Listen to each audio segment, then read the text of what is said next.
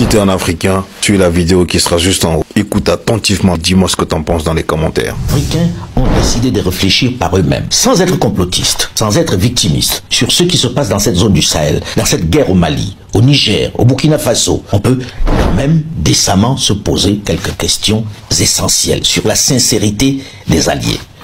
D'abord celle de savoir comment dans ce vaste désert, sans port maritime, sans aéroport, sans piste d'atterrissage important, on peut se procurer, en toute discrétion, à l'insu de tous les drones et de tout le dispositif de sécurité occidental, 5 000 à 10 000 motos neuves, ni vues ni connues.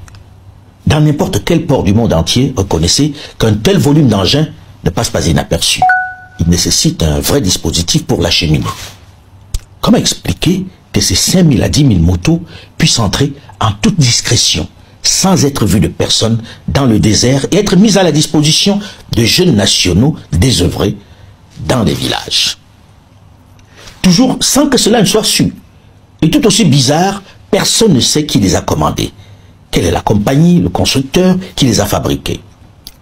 Comment on les a acheminés dans ce trou perdu?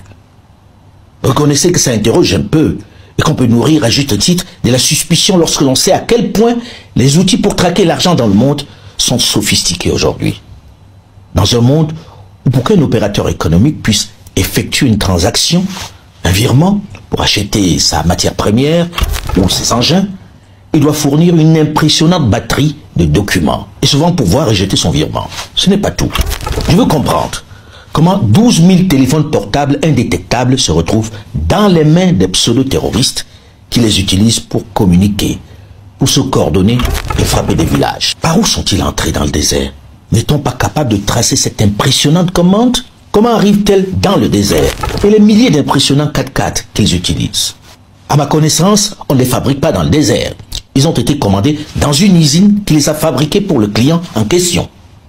Ils ne sont pas arrivés à bord d'une navette spatiale. Ils ont bien été transportés ici d'une manière ou d'une autre. Je me pose juste des questions, qui sont celles de nombreux Maliens que l'on identifie dans certaines capitales comme des complotistes ou des illuminés. À supposer que ces engins ne consomment que 2 litres de carburant par jour. Ceci représenterait au moins 10 000 litres pour les motos et au moins autant pour les 4x4, soit au bas mot 20 000 litres. On reçoit ça. Ouais, c'est embêtant. À chaque fois que vous publiez une vidéo, vous devez avoir des notifications comme ceci. Je sais que je crie oui fort, que je suis contre les... Ça. Les sanctions commencent à pleuvoir.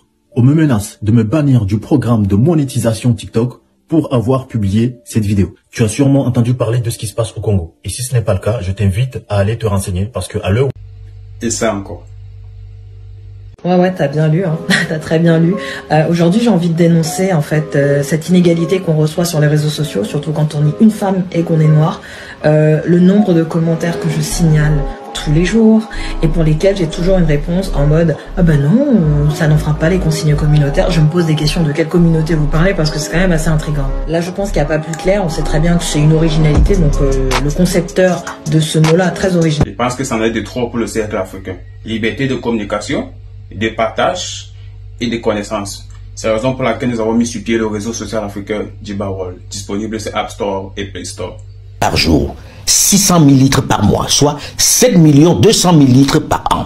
Une vraie industrie. D'où vient ce précieux carburant invisible dans le désert où on ne dénombre pas de raffineries ou d'importantes stations-service?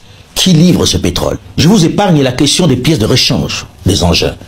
Et vous constaterez que nous n'avons pas encore parlé des dizaines de milliers d'armes qui ne poussent pas dans le désert.